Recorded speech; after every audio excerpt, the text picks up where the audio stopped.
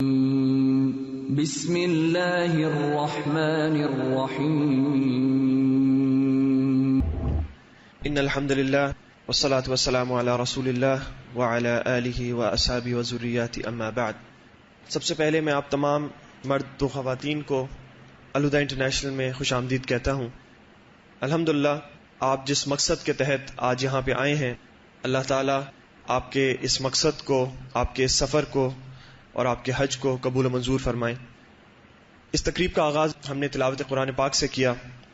اس کے فوراً بعد آپ کے سامنے میں جس بلڈنگ کے اندر آپ ابھی تشریف لائے ہیں اس کے حوالے سے تھوڑا سا تعارف کراؤں گا تاکہ آپ بخوبی آگاہ ہو جائیں کہ اس ادارے کے کیا مقاصد ہیں، کہاں پہ آپ تشریف فرما ہیں۔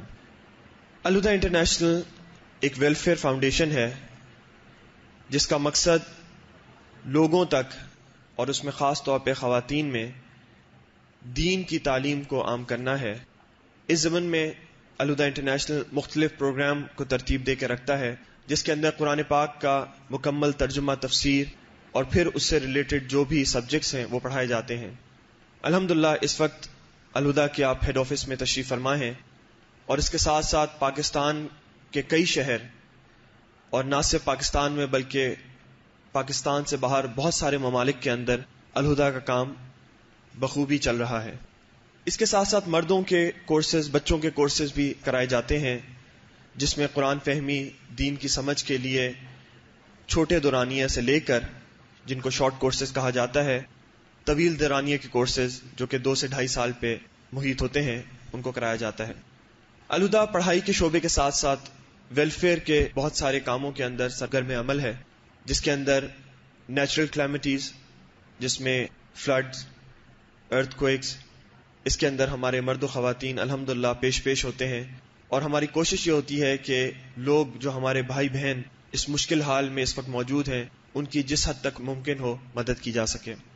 اس کے علاوہ الہدیٰ بیوہ، یتیم بچے اور جو لوگ ضرورت مند ہوں ان کی فلاح و بہبود کے لیے کام کرتا ہے، جس کے اندر فائنینشیل اسسٹنس کے طور پہ، میڈیکل اسسٹنس کے طور پہ یا اور رقم یا پھر چیزوں کے لحاظ سے ان کو فراہم کر کے ان کی مدد کی جاتی ہے۔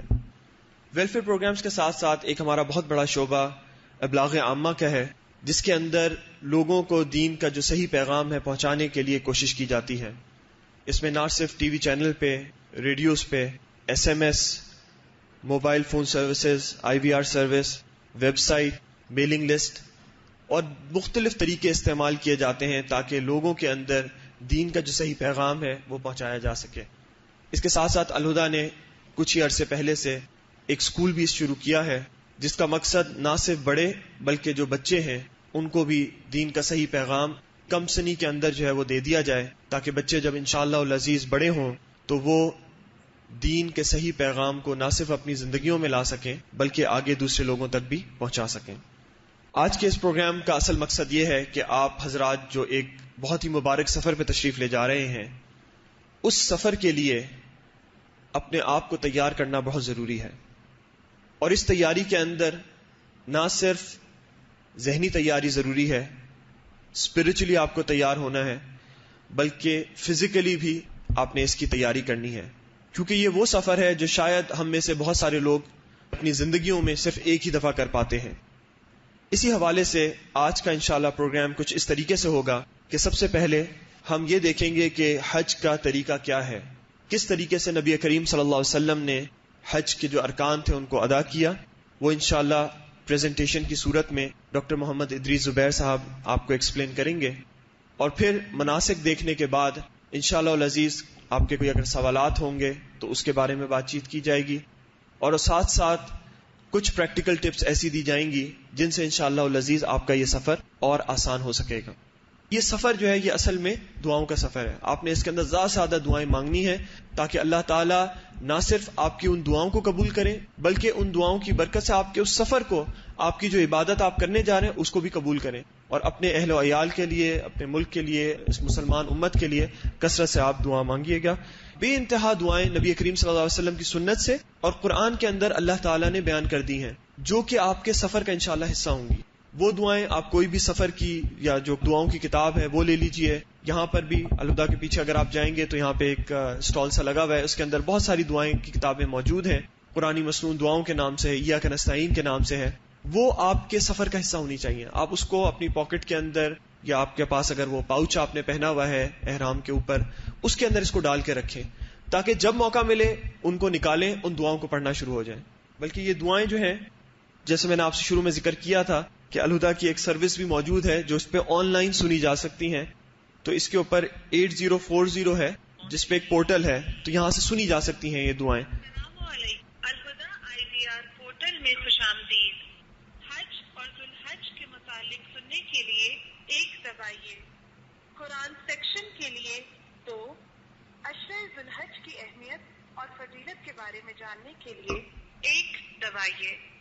حج کا تعارف اور اہمیت کے بارے میں سننے کے لیے 2 دبائیے. حج کی تیاری کے بارے میں جاننے کے لیے 3. چلیے آپ پھر اس کو آپ دیکھ سکتے ہیں, یہ 8040 جو ہے وہ اس کی کوڈ ہے جس کے اوپر آپ جا کر اپنے یو فون یا موبی لنک یا باقی جو نیٹ ورکس ہیں ان سے آپ انشاءاللہ سن سکتے ہیں. یہ دعاؤں کی جو کتابوں کا میں ذکر کر رہا تھا, آپ کوئی بھی دعا کی کتاب یا یہ دعاؤں کی الحمدللہ ایک مجموعہ تیار کیا گیا ہے, زاد راہ یہ کتاب, جس کو آپ سامنے رکھ کر اپنے لیے دعائیں مانگ سکتے ہیں اور ان دعاؤں کو یاد بھی کر سکتے ہیں. تو انشاءاللہ اب ہم جس کے لیے آپ ضرور انتظار کر رہے ہوں گے کہ حج اور عمرہ کا جو صحیح طریقہ ہے اس کے حوالے سے انشاءاللہ بات چیت کر رہے ہوں گے. میں دعوت دیتا ہوں ڈاکٹر محمد ادریس زبیر صاحب کو کہ وہ تشریف لائیں اور انشاءاللہ آپ کو حج کے جو رکن ہیں, حج کا جو کرنے کا طریقہ ہے, انشاءاللہ اس کے بارے میں آپ کو واقفیت دلائیں. السلام علیکم ورحمۃ اللہ وبرکاتہ. الحمد للہ وحدہ والصلاة والسلام علی من لا نبی بعدہ. اما بعد فاعوذ باللہ السمیع العلیم من الشیطان الرجیم. بسم اللہ الرحمن الرحیم. وَلِلَّهِ عَلَى النَّاسِ حِجُّ الْبَيْتِ مَنِ اسْتَطَاعَ إِلَيْهِ سَبِيلًا وَمَنْ كَفَرَ فَإِنَّ اللَّهَ غَنِيٌّ عَنِ الْعَالَمِينَ. صدق اللہ العظیم. حج ایک بہت بڑی سعادت اور اللہ کی طرف سے ایک بلاوے کا نام ہے. حقیقت یہ ہے کہ ہم اکثر و بیشتر پلان بناتے ہیں کہ جانا ہے حج پہ, لیکن بہت سے ایسی رکاوٹیں کھڑی ہو جاتی ہیں کہ جن کی وجہ سے حج کرنا ممکن نہیں رہتا. باوجود اس کے کہ اسباب بھی ہوتے ہیں, ذرائع بھی ہوتے ہیں, لیکن کوئی خاص ایسی وجہ بن جاتی ہے کہ جس کی بنیاد پہ ہم حج کرنے سے محروم رہتے ہیں. تو ہے حقیقت یہی کہ اللہ کی طرف سے اگر اجازت ہو, اس کا حکم ہو, تو بندہ پھر وہاں پہنچتا ہے اور حج کرنے کی سعادت حاصل کر لیتا ہے. تو یہ حج جو ہے, اس کے بارے میں ہمارے دین نے بہت ہی زیادہ تعلیم دی ہے کہ اس کو ایک خاص اہتمام کے ساتھ ادا کرنا ہے. ہم نماز پڑھتے ہیں, روزے رکھتے ہیں, زکوٰۃ بھی دے دیتے ہیں. یہ ایسی چیزیں ہیں جو اکثر و بیشتر ہم اپنے گھروں میں, اپنے علاقوں میں رہ کے ان کو کر سکتے ہیں. مگر جب حج کے لیے نکلتے ہیں اور حج کی سعادت حاصل کرنے کے لیے سفر کا آغاز کرتے ہیں, تو اس کے لیے ایک تو وقت چاہیے, دوسرا پیسہ چاہیے, اور تیسرا یہ کہ انسان کوشش اور ہمت کرے, وہ بھی چاہیے, صحت بھی ہو. یہ سب ایسی چیزیں ہیں جو بڑی لازمی چیزیں ہیں. یہ استطاعت میں ہی آتی ہیں کہ بندے میں استطاعت ہے تو جا سکتا ہے, ورنہ نہیں. وجہ یہ ہے کہ جب ہم نماز اپنے گھر میں پڑھ لیتے ہیں تو ہمیں کوئی خاص اتنی محنت نہیں کرنا پڑتی, ہم اٹھ کے مسجد پہنچ جاتے ہیں. زکوٰۃ دینا ہو تو ہمارے ارد گرد بے شمار مستحق افراد ہیں جن کو ہم زکوٰۃ دے دیتے ہیں. اسی طرح روزہ رکھنا ہو تو سال میں ایک آدھ دفعہ آتا ہے, وہ روزہ ہم رکھ لیتے ہیں. لیکن حج جو ہے یہ باقاعدہ ایک تیاری کا نام ہے, اور تیاری کے لیے اللہ تعالیٰ نے ہمیں بڑا وقت بھی دیا ہے. یہ تقریباً کوئی 2 ماہ اور 13 دن بنتے ہیں کہ اس کے لیے ہم نے تیاری کرنی ہے. یہ پرانے وقتوں میں بھی یہ ویلڈ تھی, اور آج بھی یہ وقت جو ہے بڑا مناسب ہے. پرانے وقتوں میں لوگ رمضان کے بعد ٹریول کرتے تھے کیروان کی صورت میں, تو قافلے ان کے لے جاتے تھے، ان کو مہینہ 1.5 مہینہ کے سفر کے بعد وہ وہاں پہنچتے تھے۔ ہمیں بھی اپنا بچپن یاد ہے کہ جب سفینہ حجاج یہاں سے نکلتا تھا تو حاجی حضرات کوئی ہفتہ 10 دن پہلے ہی تیاری کر کے کراچی پہنچ جاتے، اور پھر کراچی سے وہ سفینہ حجاج جب جدہ پہنچتا تو تقریباً اس کو 7-8 دن لگ جاتے تھے۔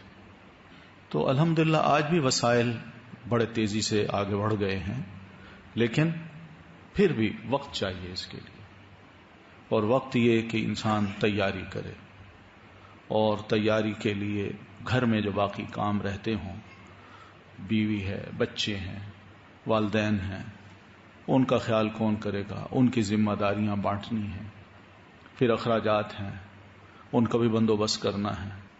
یہ سب ایسی چیزیں ہیں جو انسان کو سوچ سمجھ کے گھر سے نکلنا پڑتا ہے۔ تو اس لیے جب اتنا طویل اللہ تعالیٰ نے ہمیں وقت دیا ہے، اتنا زیادہ، تو اس وقت کا استعمال یہ بھی ہے کہ جہاں ہم بہت سی اور تیاری کرتے ہیں وہاں حج کو صحیح طریقے سے کرنے کی تیاری بھی کر لیں، تاکہ اتنی تھکاوٹ، اتنا لمبا سفر، اتنا پیسہ، اتنا وقت لگانے کا مقصد سمجھ آئے اور حج مبرور بن جائے اللہ کی نظر میں، اور فرشتے بھی اس کو مقبول لکھ لیں۔ تو یہ چند ایک باتیں ہیں جو آپ کو یعنی زحمت دی ہے کہ آپ یہاں تشریف لائیں اور آپ کو بتا دیا جائے کہ حج کس طرح کرنا ہے۔ تو پہلی بات تو یہ کہ حج کی فرضیت ہے، حج اللہ تعالیٰ نے ہم مسلمانوں پہ فرض کیا ہے۔ ہم سب جانتے ہیں کہ اسلام کے 5 ارکان ہیں: کلمہ شہادت، نماز، روزہ، زکوٰۃ اور حج۔ حج سب سے آخر میں فرض ہوا ہے، یعنی جتنے بھی یہ 5 ارکان ہیں، ان 5 ارکان میں سب سے آخر میں حج جو ہے نا، یہ فرض ہوا ہے مسلمانوں پہ۔ اور اس کا بھی بجا لانا بالکل ایسے ہی ہے جیسے انسان کلمہ شہادت پڑھتا ہے۔ کلمہ شہادت پڑھ کے جس طرح دین میں داخل ہوتا ہے، اس طرح حج کو بجا لا کے بھی انسان حج کو مان کے، دل سے مان کے تب مسلمان ہوتا ہے، ورنہ نہیں۔ آپ اس آیت کو دیکھیے جس میں اللہ تعالیٰ فرماتے ہیں وَلِلَّهِ عَلَى النَّاسِ حِجُّ الْبَيْتِ، اللہ ہی کے لیے لوگوں پر فرض ہے حج کرنا بیت اللہ کا۔ من استطاع الیہ سبیلا، جو اس کی طرف جانے کی ہمت و طاقت رکھتا ہو، یہ حج فرض ہے۔ آگے فرمایا ومن کفر، اور جو نہیں مانتا اور جو کفر کرتا ہے، جو حج کو فرض نہیں سمجھتا، وہ کفر ہے۔ تو اس لیے یہ بھی کلمہ پڑھنے کی طرح، کلمہ شہادت کی طرح، یہ بھی اسلام کا ایک اہم پلر ہے۔ تو ایک تو یہ ہے کہ اللہ تعالیٰ نے حج کو فرض کیا ہے۔ کس کے لیے کیا ہے؟ ہر بندے کے لیے نہیں کیا، ہر مسلمان کے لیے نہیں کیا۔ اس لیے بات وہی ہے کہ اس کے لیے وقت چاہیے، پیسہ چاہیے، اور کوشش و ہمت چاہیے۔ لوگوں کے پاس وقت ہے، پیسہ نہیں، کچھ کے پاس وقت بھی ہے، پیسہ بھی ہے، مگر ہمت نہیں، بڑھاپا ہے، تو بیماری ہے، یہ سب ایسی چیزیں۔ من استطاع الیہ سبیلا کا مطلب یہ ہے کہ جو وہاں جانے کی ہمت اور طاقت رکھتا ہو، تو یہ جو ہمت اور طاقت رکھتا ہے اس پر فرض ہے، اس کے علاوہ کسی اور پر فرض نہیں ہے۔ اس کو کہتے ہیں استطاعت۔ تو استطاعت جس کے پاس ہے اس پر حج کرنا فرض ہے۔ پھر سے پہلی بات یہ کہ حج کے کتنے دن ہیں۔ جب ہم وہاں جائیں گے تو ظاہر ہے عمرہ وغیرہ کر کے اس کے بعد احرام کھول دیں گے اور آرام سے ہم رہیں گے وہاں جیسے گھر میں رہا جاتا ہے۔ لیکن جب حج کے دن آئیں گے نا، جب حج سٹارٹ ہوگا، وہ ذی الحجہ کی 8ویں تاریخ کو سٹارٹ ہوگا۔ ذی الحجہ کی 8ویں تاریخ کو سٹارٹ ہوگا، تو ہم نے احرام باندھ کے منا چلے جانا ہے 8 تاریخ کو، اور ہر صورت میں مغرب سے پہلے پہلے وہاں ہونا ہے۔ 8ویں تاریخ کو مغرب سے پہلے پہلے ہمارا وہاں ہونا ضروری ہے، اس لیے کہ رات جو ہے وہ منا میں گزارنی ہے، اور رات شروع ہوتی ہے سورج غروب ہوتے ہی رات شروع ہو جاتی ہے۔ تو یہ 8 سے لے کر 13 تاریخ تک یہ حج کے دن ہیں، یہ مسلسل مصروفیت کے دن ہیں جس میں آرام نہیں ہے اور گھبرانے کی بات بھی نہیں۔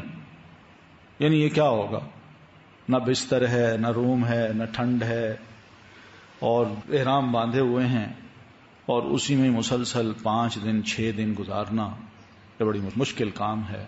تو یہ بھی استطاعت میں آتا ہے کہ بندے کے پاس استطاعت اور ہمت ہو. چونکہ ہمت کی ہے ہم نے، وہاں پہنچ گئے ہیں، تو اب یہ ہمت بھی کرنی ہے کہ ان 5-6 دنوں میں ہم نے ہر صورت میں حج کو بجا لانا ہے.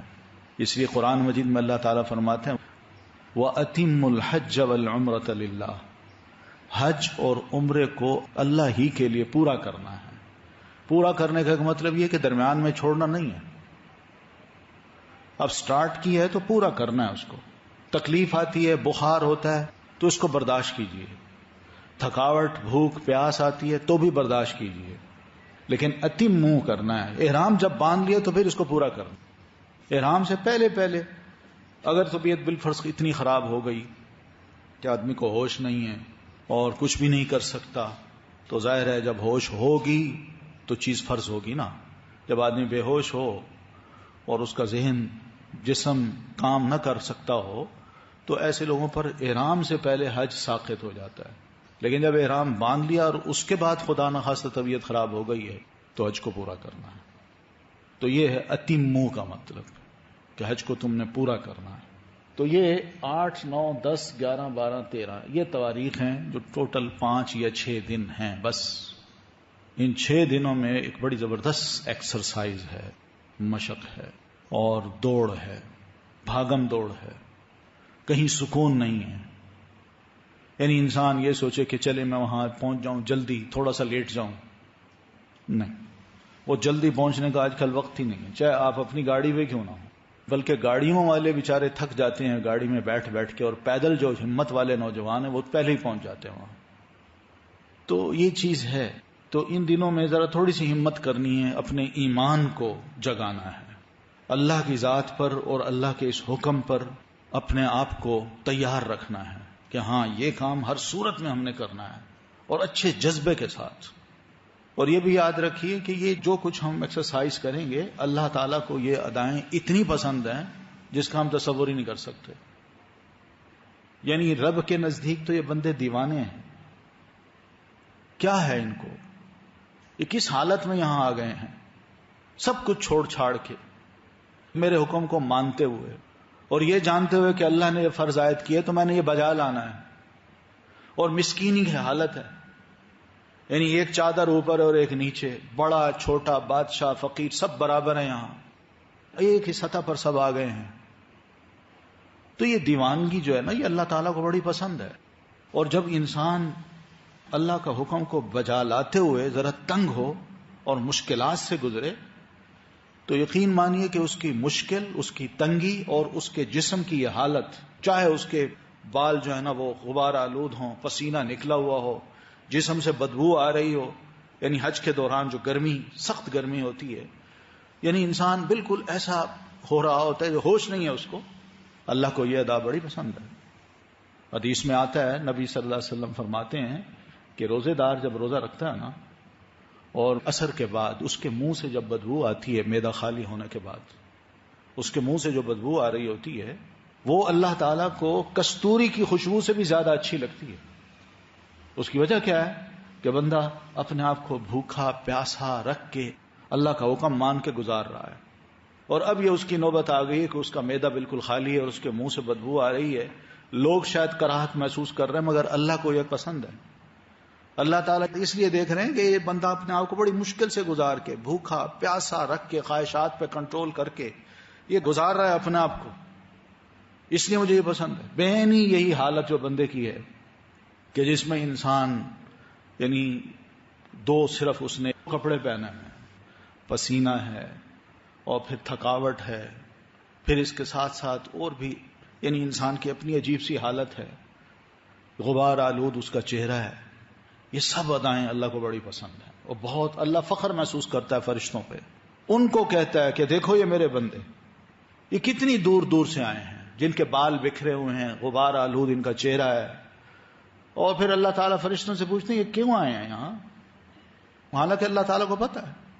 لیکن فرشتے کہتے ہیں اللہ یہ آئے ہیں صرف اس لیے کہ میدان عرفات میں کھڑے ہو کے تجھ سے معافیاں مانگ رہے ہیں، وہ امید رکھتے ہیں کہ تم ان کو معاف کر دے گا.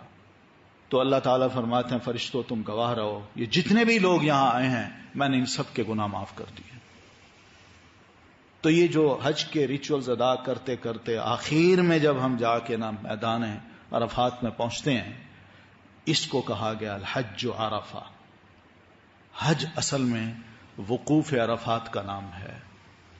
عرفات کے میدان میں جب ہم کھڑے ہوتے ہیں اور دعائیں کرتے ہیں، آہوازاری کرتے ہیں، بخشش مانگتے ہیں، توبہ تائب ہوتے ہیں اور آئندہ کچھ نہ کرنے کا عزم کرتے ہیں، اپنے آپ کو بدلنے کا ارادہ کرتے ہیں، تو اللہ تعالیٰ فرماتے ہیں میں نے اس بندے کو معاف کر دیا۔ اور اس موقع پہ شیطان کی جو حالت ہوتی ہے وہ رسول اللہ فرماتے ہیں اس دن شیطان اتنا ذلیل ہوتا ہے، اتنا رسوا ہوتا ہے جس کا آپ تصور ہی نہیں کر سکتے۔ وہ مٹی اٹھا اٹھا کے اپنے سر پہ ڈالتا ہے کہ جس بندے پر میں نے 40 سال محنت کی، اس سے برے کام کروائے، 60 سال میں نے اس پر محنت کی اور اس سے سارے برے کام کروائے، وہ آج یہاں آ کے اپنے سارے گناہ معاف کرا چکا ہے، میری ساری محنت پہ پانی پھر گیا ہے، یہ وہ سوچتا ہے۔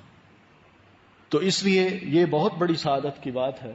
تو ان 5-6 دنوں میں ہم نے بھرپور فائدہ اٹھانا ہے جتنا بھی ہو سکے۔ یہ پورے حج کے سفر کا، پوری محنت کا، ان ارادوں کا جو کئی سالوں سے ہم کر رہے تھے کہ ہم نے حج پہ جانا ہے، ان 5-6 دنوں میں ہمارا وہ سارا نچوڑ جانا یہاں آ جانا چاہیے۔ انہی 5-6 دنوں کے لیے ہم نے اپنے آپ کو تیار کرنا ہے۔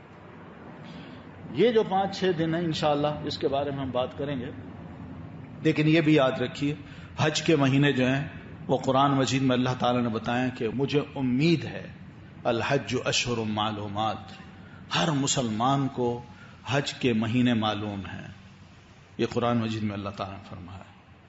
یہ بات اور ہے کہ ہمیں پتہ نہیں ہے، لیکن اللہ تعالیٰ نے اس وقت کے جو مسلمان تھے ان کے بارے میں کہا کہ تمہیں سب کو پتا ہے کہ حج کے کون کون سے مہینے ہیں۔ یہ توقع کی ہے اللہ نے کہ ہم مسلمان قرآن سے اتنا ان ٹچ رہیں گے کہ قرآن کی کوئی ایسی بات ہمارے ذہن سے محو نہیں ہوگی اور ہم اس کو بھولے ہوئے نہیں ہوں گے، بلکہ ہمیں اس کا پتہ ہوگا۔ تو ان میں یہ حج کے مہینے ہیں، یہ 3 مہینے ہیں، شوال ہے جو گزر گیا ہے، تو ذوالقعدہ ہے، پھر اس کے بعد پھر ذوالحجہ ہے۔ یہ ذوالحجہ کے جو دن ہیں یہ 13 دن بنتے ہیں، 13ویں تاریخ کو حج ختم ہو جاتا ہے، تو اس وجہ سے یہ 2 مہینے وہ اور 13 دن یہ۔ ان 10 دنوں کی فضیلت جو ہے قرآن مجید میں اللہ تعالیٰ نے بتائی ہے، والفجر ولیال عشر، قسم ہے فجر کی اور قسم ہے 10 راتوں کی۔ یہ 10 راتیں جو ہیں یہ ذی الحجہ کی ہیں۔ آپ صلی اللہ علیہ وسلم خود بھی فرماتے ہیں کہ سارے سال کے جو دن ہیں ان میں افضل ترین جو دن ہے وہ یہی 10 دن ہیں ذی الحجہ کے۔ بعض علماء نے یہاں تک لکھا ہے کہ جو رمضان کے دن ہیں یہ ان سے بھی زیادہ بہتر ہیں، یہ رمضان کے جو دن ہیں نا یہ ان سے بھی زیادہ بہتر ہیں، صرف اس میں لیلۃ القدر کی اللہ تعالیٰ نے فضیلت بتائی ہے عبادت کی، مگر ان دنوں کو اللہ تعالیٰ نے قرآن مجید میں قسم کھا کے کہا ولیال عشر۔ تو اس لیے یہ 10 دن جو ہیں بہرحال ظاہر ہے ہمارے انشاءاللہ سفر میں گزریں گے۔ یہ سب کتابیں جو انشاءاللہ آپ کو دی گئی ہیں ہاتھ میں یا کچھ اور بھی آپ دیکھیں گے، ان تمام کتابوں کو ذرا جانے سے پہلے پڑھ لیجئے گا، اچھی طرح پڑھ لیجئے، کوئی کمی بیشی ہو تو اس کو یہیں دور کر لیجئے، وہاں جا کے موقع نہیں ملے گا، جو سمجھنا یہیں سمجھ لیجئے۔ پھر اس کے بعد دیکھیے حج میں ہم جب نکلتے ہیں وہی بات ہے، پیسہ بھی چاہیے، وقت بھی چاہیے، ہمت و کوشش بھی ہم کرتے ہیں۔ یہ سب کرنے کے ساتھ ساتھ اہم مقصد کیا ہے؟ اللہ کی عبادت۔ اللہ کی عبادت کے جو طریقے ہیں وہ اللہ تعالیٰ نے کچھ قرآن مجید میں بتائے ہیں اور کچھ نبی علیہ الصلاۃ والتسلیم میں بھی ہم مسلمانوں کو پہنچائے ہیں۔ بلکہ آپ نے جب اپنا آخری حج کیا تھا جس کو حجۃ الوداع کہتے ہیں، تو حج کے دوران آپ جب پہنچے عرفات میں تو عرفات میں آپ نے صحابہ کرام کو ایڈریس کیا، اور اس ایڈریس کے دوران آپ صلی اللہ علیہ وسلم نے فرمایا خذوا عنی مناسککم لعلی لا الاقیکم بعد عامی ھذا۔ آپ فرماتے ہیں مسلمانوں مجھ سے تم اپنے حج کے جتنے بھی ریچولز ہیں، مناسک ہیں، سیکھ لو، شاید ہو سکتا ہے اگلے سال میں تمہیں نہ مل سکوں۔ یہ الہامی باتیں ہیں، آپ نے فرمایا شاید ہو سکتا ہے میں اگلے سال تمہیں نہ مل سکوں، اس لیے جو چیزیں رہ گئی ہیں وہ پوچھ لو، کوئی سوال ہے ذہن میں وہ پوچھ لو۔ اور حدیث میں آتا ہے صحابہ کرام نے جب یہ لفظ سنے تو اپنے چھوٹے بچوں کو اٹھا لیا اور اٹھا کے ان کو کہتے ہیں کہ اس چہرے کو دیکھ لو، یہ اللہ کے رسول ہیں. کیونکہ آپ نے جو جملہ فرمایا تھا نا کہ شاید میں اگلے سال نہ مل سکوں، تو صحابہ نے چاہا ہمارے بچے کم از کم اللہ کے رسول کو دیکھ لے، کل کو وہ یہ نہ کہیں وہ کون تھے. تو نبی علیہ الصلوۃ والتسلیم سے ان تمام صحابہ کرام نے، آپ بیٹھ گئے وہاں جہاں تھے، عرفات میں تھے، پھر اس کے بعد واپس مزدلفہ آئے، پھر منا آئے. تو صحابہ آتے جاتے آپ سے مسئلے پوچھتے رہتے تھے. اللہ کے رسول میں نے یہ کر لیا، اب کیا کروں؟ اللہ کے رسول پہلے میں یہ کر بیٹھا ہوں، ابھی تک میں نے یہ نہیں کیا، تو کیا میرا حج پورا ہو گیا؟ اس طرح آگے پیچھے بہت سے مسائل جو تھے وہ ہو گئے. نبی علیہ السلام سب کو فرماتے جاتے ٹھیک ہے ٹھیک ہے، اوکے، کوئی بات نہیں، تم نے یہ کر لیا تو اب یہ کر لو. یعنی حج میں اجتہام کی وجہ سے اور چانس کی وجہ سے کہ آدمی کو یہ چانس مل گیا تو ابھی یہ کر لے، بعد میں وہ کر لے گا. تو نبی علیہ الصلوۃ والتسلیم نے دیکھا کہ رش ہے اور ہر بندہ ذرا جلدی میں ہے، پھر موسم وہ، پھر تھکاوٹ، اس لیے جس کو جو موقع مل رہا ہے وہ اگر کر رہا ہے تو میں اس کو یہ نہ کہوں تم نے غلط کیا، تم یہ پہلے کرو پھر بعد میں یہ کرو. آپ فرماتے جاتے تھے لا حرج لا حرج لا حرج، کوئی حرج نہیں ہے، یہ بھی کر لو اور بعد میں اب یہ کر لو. خیر وہ ترتیب بھی انشاءاللہ آئے گی. تو عبادت میں جو اہم بات ہے وہ یہی ہے کہ ہم نے اللہ کا ذکر حج کے دوران کرنا ہے، خوب کرنا ہے، نمازیں وقت پہ پڑھنی ہیں اور باجماعت پڑھنے کی کوشش کرنی ہے. ایک فرض نماز کا جو ثواب ہے وہ 1,00,000 نمازوں کے برابر کا ہے جو ہم یہاں پڑھتے ہیں اپنے ملک میں. اس لیے یہ بہت بڑی بات ہوگی کہ پورا اہتمام کیا جائے کہ نماز کا اتنا خیال ہو کہ ایک اذان نماز پڑھ لی، اس کے فراغت کے فوراً بعد دوسری کا فکر ہو اور اس کے لیے اسی وقت سے تیاری شروع کر دی جائے تاکہ عین وقت پر وضو کرنے کی یا کوئی اور کام کرنے کی ضرورت نہ آئے. تو یہ وہ چیز ہے جو کہ پھر یہ عبادت جو ہے پورا حج ہے، صرف نماز نہیں ہے. آپ کا چلنا، آپ کا ایک جگہ سے دوسری جگہ جانا، آپ کا لوگوں سے اچھا معاملہ کرنا اور احرام کی حالت میں خدا خوفی کو اپنے اوپر طاری کرنا اور کوئی ایسا کام نہ کرنا کہ جس سے احرام کا تقدس خراب ہو. یہ سب ایسی چیزیں ہیں جو کہ عبادت میں ہی شمار ہوں گی، یہ سب عبادت ہیں. پھر اس سفر حج میں ہمیں بڑے سبق بھی مل سکتے ہیں. پہلا سبق تو یہ ہے کہ ایک آنکھوں دیکھی ریہرسل ہے. اکثر و بیشتر یہ سوال آتا ہے قیامت کیا ہوگی، قیامت کے روز بندوں کی حالت کیا ہوگی. یہ حالت ہوگی جیسے آپ دیکھیں گے کہ سب نے 2 کپڑے پہنے ہوئے ہیں، یہ ایک قسم کا کفن ہے. سب نے، چاہے بڑا ہے چھوٹا ہے، بادشاہ ہے غریب ہے، جو بھی ہے سب برابر ہیں، کالا گورا اپنا پرایا سب برابر ہو گئے ہیں. اور پھر ایک ہی میدان میں اکٹھے ہیں، میدان عرفات کھلا، اس میں سب اکٹھے ہیں، سب کی ایک حالت ہے اور سب اکٹھے ہیں ایک ہی میدان میں، میدان محشر. وہ یاد آتا ہے جو قرآن مجید میں اکثر و بیشتر ہم پڑھتے ہیں کہ میدان محشر کیسا ہوگا، بالکل چٹیل، لا ترا فیہا عوجا ولا امتا، کوئی اونچ نیچ نہیں ہوگی، بالکل چٹیل میدان ہوگا، سب وہاں موجود ہوں گے. لا تسمع الا ہمسا، وہاں لوگوں کی ہلکی ہلکی سانسوں کی آواز آ رہی ہوگی، کوئی بول نہیں رہا ہوگا. یہ عبادت کا جو خشوع اور خضوع میدان عرفات میں ہمیں نصیب ہونا چاہیے، یہ سب ایک قسم کی ریہرسل ہے. اور سب دھوپ میں کھڑے ہیں، سورج میں کھڑے ہیں، گرمی برداشت کر رہے ہیں، پسینے سے شرابور ہیں. پھر اس کے بعد زندگی کی حقیقت کا بھی پتہ چلتا ہے کہ واقعی گھر والوں کو ہم خیر بات کہہ آئے، نکل آئے، بیوی کو چھوڑا ہے، بچوں کو چھوڑا ہے، نکل آئے، 2 کپڑے پہنے ہوئے ہیں، میدان میں کھڑے ہیں. یہ ہے حقیقت. حقیقت میں ہونا ہی ایسا ہی ہے. یہی 2 کپڑے نصیب ہوں گے اگر ہوئے تو قبر میں جائیں گے، اور اگر قبر نصیب ہوتی ہے تو. لیکن زندگی کی حقیقت یہ جو حج کا سفر ہے یا حج کے ریچولز ہیں، یہ ہمیں دے دیتے کہ ہم ہیں کیا اور ہم نے جانا کہاں ہے اور پھر آخر میں ہونا کیا ہے. یہ سب وہ مناظر ہیں کہ سب کچھ چھوڑ چھاڑ کے یہاں سے نکل جانا ہے. بڑے عزیز ترین لوگوں کو، بچوں کو، بیوی کو، شوہر کو، سب کو چھوڑ کے، والدین کو ہم جا رہے ہیں. دنیا میں ایسا ہی ہوتا ہے، آدمی فوت ہوتا ہے سب کو چھوڑ کے چلا جاتا ہے. 2 کپڑے اس نے پہنے ہوتے ہیں. تو یہ ساری ایک حقیقت ہے جو کہ حج کا یہ سفر ہمیں ذرا سمجھا دیتا ہے. پھر دوسرا ہے کہ اس کا اختتام کیسے ہونا چاہیے، زندگی کا اختتام، خاتمہ کیسے ہونا چاہیے. وہاں جا کے ہم مسلسل اللہ کا ذکر کر رہے ہیں، مصروف ہیں. یعنی دنیا کی جو آلائشیں یا جو ہمارے ذہن کو، سوچ کو اور ہمارے عمل کو متاثر کرتی ہیں، ان تمام کو ہم ایک طرف رکھ کے اب مسلسل رب کی عبادت میں مصروف ہیں. پہلے سے بھی یہی نیت کی تھی، اللہ سے دعائیں بھی مانگتے تھے، اللہ نے توفیق بھی بخش دی، اور پھر اس کے بعد ہم یہ کام کرنے بھی لگ گئے. تو زندگی کا اختتام ایسے ہونا چاہیے. یہ بھی ایک سبق ہے حج کے اس سفر میں. اور پھر بہتر انجام ہر کوئی چاہتا ہے. اللہ کے رسول بھی ایسی دعا فرمایا کرتے تھے، اللہم احسن عاقبتنا فی الامور کلھا واجرنا من خزی الدنیا وعذاب الآخرہ. تو حج کی اہمیت تو یہی ہے، جیسے اس آیت کے ذریعے ہم پڑھ چکے ہیں، کہ ماننا اس کو، اگر خدا نخواستہ ہم اس کو نہیں مانتے تو یہ کفر ہے.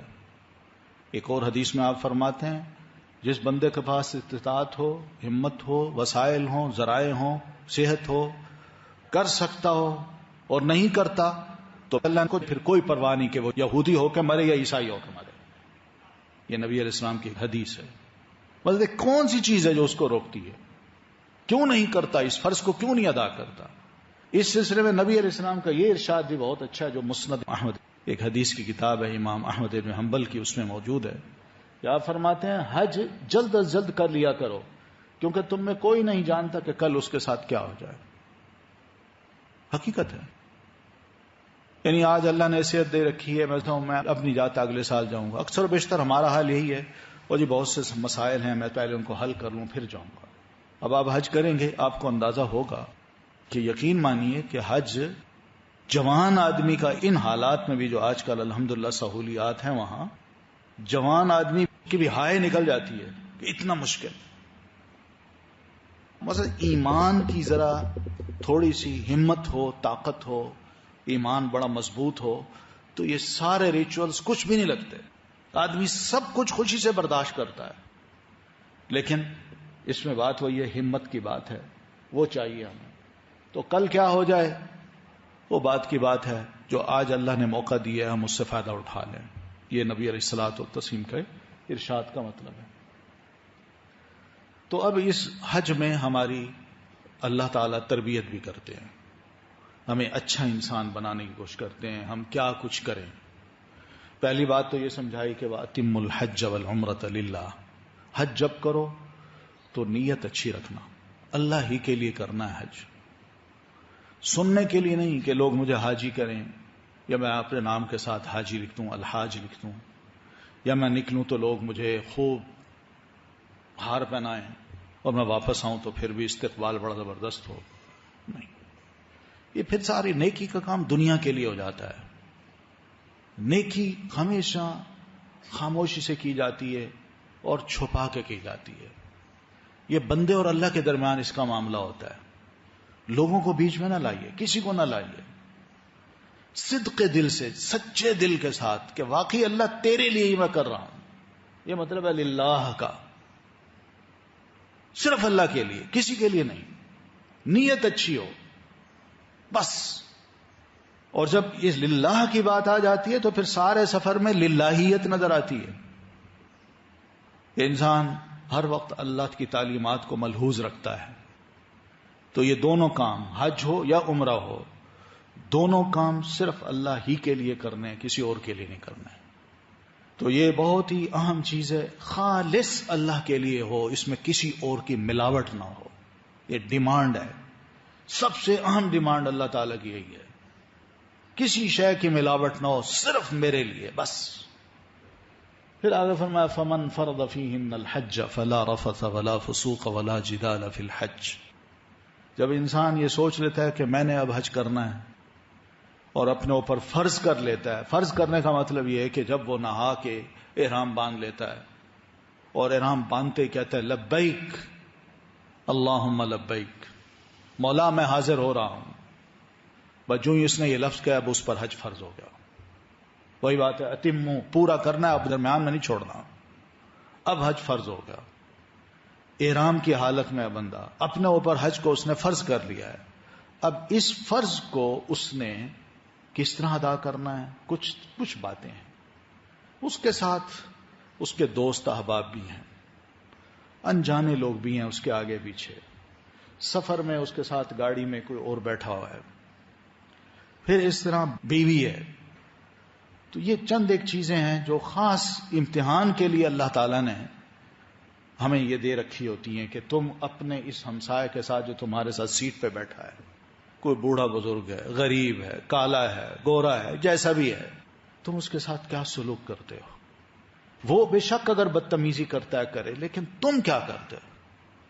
تو اس کے بارے میں فرمایا پہلی بات تو یہ ہے کہ فلا رفث، فحش گوئی نہیں کرنی، منہ سے کوئی ایسا لفظ نہیں نکالنا کہ جس سے خدا نہ خواستہ کوئی حج کا جو ثواب ہے وہ خراب ہو جائے. منہ کو بھی پاک رکھنا ہے. پھر خاص طور پر جب میاں بیوی دونوں جا رہے ہوتے ہیں حج کے لیے، ان کا بھی ایک بڑا امتحان ہے. ان کے لیے بھی یہ لفظ ہے فلا رفث.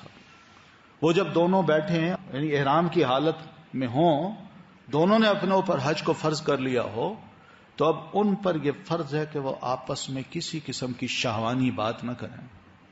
مسئلے کوئی نہ آنکھوں سے، نہ ہاتھوں سے، نہ منہ سے کوئی ایسی بات نہ کریں کہ جس سے خدا نہ خواستہ حج کی جو خوبی ہے یا اس کی خالصیت ہے اس میں تھوڑی بہت کسی اور شے کی ملاوٹ ہو جائے. نہ، چند دن ہیں، چند دن، یہی 5 یا 6 دن، اس پہ کنٹرول کرنا ہے. پھر اسی طرح یہ بھی ہے ولا فسوق، کوئی گالی گلوچ سے کام نہیں لینا، ولا جدال، اور نہ ہی لڑائی لڑنی ہے. عموماً ایسے ہوتا ہے کہ میاں بیوی جب ہوتے ہیں اکٹھے تو آپس میں تھوڑی بہت کوئی بات ہو گئی تو آپس میں لڑ پڑے، جھگڑا شروع. تو یہ مناسب ہے. ایک کر رہا ہے تو دوسرا کہے بھائی ہم نے حج کا احرام باندھا ہوا ہے. جیسے روزے میں اللہ تعالی نے فرمایا نا کہ روزہ انسان رکھتا ہے تو روزہ دار کے ساتھ اگر کوئی اور جھگڑتا ہے، کوئی لڑائی لڑتا ہے، تو اس کو یہی کہے بھائی میں روزے سے ہوں بس. بہن یہاں بھی کہتے بھائی ہم نے احرام باندھا ہوا ہے، چلیں چھوڑیں، درگزر کریں، ایک دوسرے کو درگزر کریں، مٹی ڈالیں. لیکن جو کام ہے اصل حج وہ ملحوظ رکھیں کہ اس کو ہمارے کوئی عمل، کوئی غصہ، کوئی جھگڑا زخمی نہ کر دے اس کو. ولا جدال فی الحج. اس پہ مزید باتیں انشاءاللہ آگے آ رہی ہیں. تو بہرحال کرنے کے کام یہی ہیں کہ سب سے پہلے تو ہماری نیت درست ہو احرام باندھتے وقت، پھر اس کے بعد مکہ اور حرم پاک اور دیگر شعائر کا احترام ہم نے کرنا ہے. مکہ میں جب ہم داخل ہوتے ہیں تو اس کی ایک حد آتی ہے، اس حد میں کوئی غیر مسلم داخل نہیں ہو سکتا، وہ صرف مسلمان ہی اس میں داخل ہو سکتے ہیں. جو ہی اس حد میں داخل ہوں گے، یہ ساری حد جو ہے اس کو کہتے ہیں حرم. گو مکہ اندر ہے، خانہ کعبہ اندر ہے، کہیں چھوٹی سی جگہ پہ، مگر اس چھوٹی سی جگہ کے باہر جہاں حد ہے، جہاں کوئی غیر مسلم اندر نہیں آ سکتا، اس حد تک یہ سارا حرم ہے. حرم سے مراد یہ ہے کہ ہم نے اس کا احترام کرنا ہے، وہاں کوئی غلط کام نہیں کرنا. بڑی پابندیاں وہاں جا کے، کوئی غلط کام نہیں کرنا، کوئی لڑائی نہیں لڑنی، کوئی گالم گلوچ نہیں دینی، کوئی ایسا گناہ کا کام نہیں کرنا کہ جس سے اس حرم پاک کا تقدس جو ہے نا وہ خراب ہو. یہ بڑی اہم چیز ہے جو کہ اس سفر میں ہمیں دیکھنا ہے. پھر اس کے بعد حرم پاک خود ہے، جب اس میں ہم داخل ہوں تو ظاہر ہے اس کا احترام کرنا ہے. اس روئے زمین پر کوئی عبادت گاہ ایسی نہیں ہے جو حرم پاک سے بڑھ کر ادب اور احترام کا تقاضا کرتی ہو. وہ حرم پاک ہی ہے. ادب، احترام ملحوظ رہے. اللہ کے گھر میں آئے ہیں، اللہ کے مہمان ہیں، ہم اس کے گھر میں داخل ہو رہے ہیں، تو جو بھی احترام ہو سکتا ہو. اور پھر بہت سے شاعر اور بھی ہیں، مثلا وہاں آپ دیکھیں گے طواف کے دوران ہی مقام ابراہیم ہے، یہ بھی ایک شعار ہے، ایک ریچول ہے جو اللہ تعالیٰ نے ہمارے لیے آیات کی صورت میں، نشانی کی صورت میں رکھ دیا ہے. پھر اس طرح صفا اور مروہ کے درمیان جو پہاڑیاں ہیں دونوں، اور پھر اس کے درمیان کا جو علاقہ ہے یہ بھی ایک شعار ہے. آب زمزم ہے وہ بھی ایک شعار ہے. پھر مینا میں جائیں گے، عرفات میں جائیں گے، مزدلفہ جائیں گے، یہ سب شعائر ہیں. اللہ تعالیٰ نے ہم مسلمانوں کو فرمایا کہ ان کی تعظیم کرنی ہے. تعظیم سے مراد یہ کہ وہاں کوئی الٹے کام نہیں کرنے، غلط کام نہیں کرنے، گناہ گارانہ کام نہیں کرنے، کوئی ایسی حرکت نہیں کرنی جو اللہ کو ناراض کر دے. ہے بالکل بظاہر چٹیل میدان، پہاڑیاں ہیں، پتھر ہیں، دھوپ پڑ پڑ کے پتھروں کو اس نے جلا دیا ہے، کوئی رونق نظر نہیں آتی، لیکن اللہ کے نزدیک ان کی بڑی اہمیت ہے. یہ پتھر سمجھ کے یا چٹان سمجھ کے ہم اس کو پھینک نہیں سکتے. ہم یہ کہیں اس کی کیا اہمیت ہے. یعنی ضروری نہیں کہ اہمیت اس چیز کی ہو جہاں بڑا خوبصورت گراسی پلاٹ ہو، خوبصورت سا باغ ہو، وہاں پھول لگے ہوئے ہوں، ہم وہاں آرام آرام سے چلیں اور اس کا تو پورا احترام ہو. مگر جہاں جب آئیں جس کا اللہ نے خود کہا کہ میرے شاعر ہیں، ان کا تم نے خیال کرنا ہے. وَمَن يُعَظِّمْ حُرُمَاتِ اللَّهِ فَهُوَ خَيْرٌ لَهُ عِندَ رَبِّهِ. جو بھی اللہ کی ان حرام کردہ یہ محترم چیزوں کا خیال کرے گا، ان کی تعظیم کرے گا، تو یہ اس کے لیے بہتر ہے، اور اس کا رب اس چیز کو اس کے لیے بہتر بنا دے گا. پھر اس کے بعد اپنی چال ڈھال جو ہے ہماری، اس میں بھی ایک وقار ہو، جلد بازی نہ ہو، اور پھر دوسرے کہ حشمت ہو. یعنی واقعی کوئی دوسرا دیکھے کہے کہ بڑا محترم بندہ ہے، یہ واقعی اس نیت سے آیا کہ میں حج کروں. اس کی چال میں، اس کی گفتگو میں، اس کی نظروں میں، اس کے لباس میں واقعی نظر آ رہا ہے کہ یہ خالص صرف حج کرنے کے لیے آیا اور کچھ نہیں. تو یہ وقار اور حشمت اللہ تعالیٰ کو بڑی پسند ہے. جیسے حدیث میں آتا ہے، نبی علیہ الصلوۃ والتسلیم نے، آپ نماز پڑھا رہے تھے تو نماز کے دوران ہی آپ نے کسی کے بھاگنے کی آواز سنی. تو ہوا یوں کہ آپ نے دیکھا کہ چند صحابہ رکعت کو پکڑنے کے لیے بھاگ کے آ رہے تھے. تو آپ نے فرمایا یہ کیا طریقہ ہے. نماز کے بعد آپ نے فرمایا یہ کیا طریقہ ہے. علیکم السکینۃ والوقار. نماز جب پانی ہو تو چال میں اور اپنی حرکتوں میں کوئی سکون رکھو اور وقار اس سے ٹپکے. یعنی یہ اچھا نہیں لگتا کہ آدمی ایک نماز پڑھنے کے لیے مسجد میں آیا، وضو کیا ہوا ہے، سر پہ ٹوپی رکھی اور دوڑ رہا ہے. آپ فرماتے ہیں فما وجدتم فاتموہ. جو نماز تمہیں مل جائے وہ پڑھ لو، وما فاتکم، اور جو رہ جائے اس کو پورا کر لو. یہ کیا دوڑنا، آرام سے.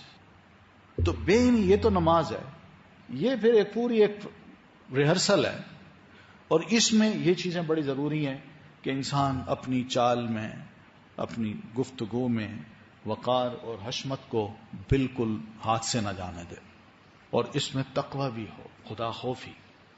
یعنی یہ نہیں کہ میں کوئی اپنی چال اس طرح چلوں کہ لوگ مجھ سے مرعوب ہوں، یہ نہ ہو، یا میں کوئی بڑی شے ہوں، نہیں، بلکہ اس لیے کہ اس میں خدا خوفی ہو. خدا خوفی کی وجہ سے انسان کی چال ڈھال میں ایک وقار بھی آتی ہے اور ایک حشمت بھی نظر آتی ہے.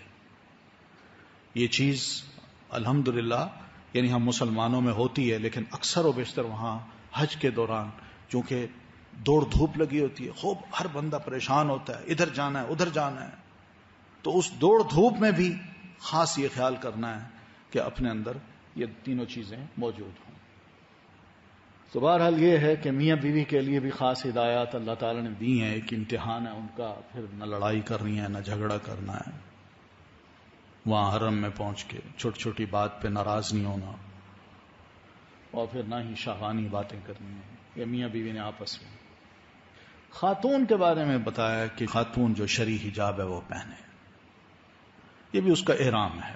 جس طرح مردوں کا احرام ہے 2 چادریں، اس طرح خاتون کا جو احرام ہے وہ اس کا اپنا لباس ہے، جو اس نے لباس پہنا ہوا ہے. بس اس نے جو شرعی حجاب بنانا ہے اس کو وہ یہی ہے کہ اس کے سر کے بال نظر نہ آئے، اس طرح اس نے اپنا احرام سر پہ کور کرنا ہے. اور اگر منہ ڈھانپنا ہے تو اس میں کوئی سلا ہوا کپڑا نہ ہو، انسیلا کپڑا ہو جس میں صرف آنکھیں کھولی جا سکتی ہیں اور باقی منہ کو ریپ کر کے کپڑے کو، اور گردن سمیت بڑی چادر ہو جو اوپر پھیلا دی جائے. تو اس طرح تو یہ شرعی حجاب جو ہے نا وہ اسی طرح ہی ہو کہ سر کو اچھی طرح ڈھانپیں، کوئی بال نظر نہ آئے. سر کا مطلب یہ نہیں کہ صرف سر اور گردنیں نظر آئے، نہ، یہ بھی سب، اور سینہ بھی. پھر تنگ یا باریک لباس بالکل نہ پہنے کہ سی تھرو لباس ہو، چاہے کتنی گرمی ہے، لیکن اس کی اجازت نہیں ہے. یہ چند دن ہے برداشت کرنے کے. تو برداشت کرنے کا یہ مطلب نہیں ہے کہ ہم کہیں ہم ویسی گرمی ہے موٹے کپڑے یا اس طرح کے کپڑے میں نہیں پہن سکتی، نہ، ثواب اسی چیز کا ہے. ورنہ حقیقت یہ ہے کہ لوگوں کی نظریں پڑیں گی، وہ گناہ گار ہوں گے. اور سبب کون بنے گا؟ ہم خود بن جائیں گے. تو اس لیے خاص طور پر حرم پاک کی حدود میں جہاں کہیں بھی ہماری مسلمان خواتین ہوں، ان کے لیے بڑا ضروری ہے کہ سر کو وہ اچھی طرح ڈھانپیں، اور پھر تنگ یا باریک لباس بالکل نہ پہنیں. اپنے ہاتھ کھلے رکھیں، بس بازو بھی نہیں، صرف اپنے ہاتھ یہاں تک. یہ بازو بھی کھلا نہ ہو، آدھا بازو بھی کھلا نہ ہو. اور چہرہ اور پاؤں کو ڈھانکنے کا جو طریقہ ہے وہ میں بہرحال بتا چکا ہوں. یعنی یا تو ریپ کر لیا جائے، یا پھر یہی ہے کہ انسان جو ہے نا اپنے چہرے کو بشک اگر کور نہیں کرنا، اگر کھلا چھوڑنا ہے تو ایسی صورت میں کم از کم یہ ہو کہ گردن اور پیچھے یہ سب چیزیں کور ہوں، کان تک کور ہوں، یہ سب چیزیں اچھی طرح کور ہوں. پھر یہ ہے کہ کچھ ایسا مسئلہ بھی ہوتا ہے کہ خواتین کو خاص طور پر یہ جو جگہیں ہیں عرفات کی، منا کی اور مزدلفہ کی، وہاں وضو کرنے کا جب موقع ملتا ہے تو وہاں کوشش یہ کریں کہ 2-3 خواتین اکٹھی نکلیں. ایک خاتون جب وضو کرنے بیٹھے تو 2 ذرا ارد گرد کھڑی ہو جائیں تاکہ آنے جانے والے لوگوں کی نظریں نہ پڑیں. اس صورت میں وضو کر لیں، ورنہ کھلی جگہوں پہ وضو نہ کریں کہ مرد آ رہے ہیں، وہ دیکھ رہے ہیں ان کے بازو کو بھی اور ان کے سر کے بالوں کو بھی اور پھر گردن کو بھی. یہ سب چیزیں جو مناسب نہیں. تو گاؤن پہنیں اگر ہو سکے تو، وہ بھی ایک احرام بن سکتا ہے. اور پھر اسی ساتھ مردوں کی صفوں میں گھس کے نماز پڑھنے کی ضرورت بھی نہیں ہے. کوشش یہ کریں جہاں عورتیں زیادہ ہیں انہی کے ساتھ کھڑی ہو جائیں، انہی کے ساتھ جا کے نماز پڑھ لیں. مردوں کے ساتھ یعنی ادھر مرد کھڑے ہوں ادھر سے عورتیں کھڑی ہیں تو یہ مناسب نہیں ہوگا. پھر مردوں کی صفوں سے آگے بھی صف نہ بنائیں، یعنی پیچھے مردوں کی صف ہے، عورتیں کچھ یہاں 2 4 8 10 عورتیں سب بنا لیتی ہیں تو وہ مناسب نہیں ہوگا. بلکہ ان کے پیچھے چلی جائیں یا کہیں ایسی جگہ چلی جائیں جو کھلی جگہ تو ہے، کہیں بھی ایسی جگہ جہاں پر بھی وہ نماز پڑھ لیں گی، بہرحال ہے میدان میں ان کا نماز ہو جائے گی، تو وہاں اس طرح کا کام کریں.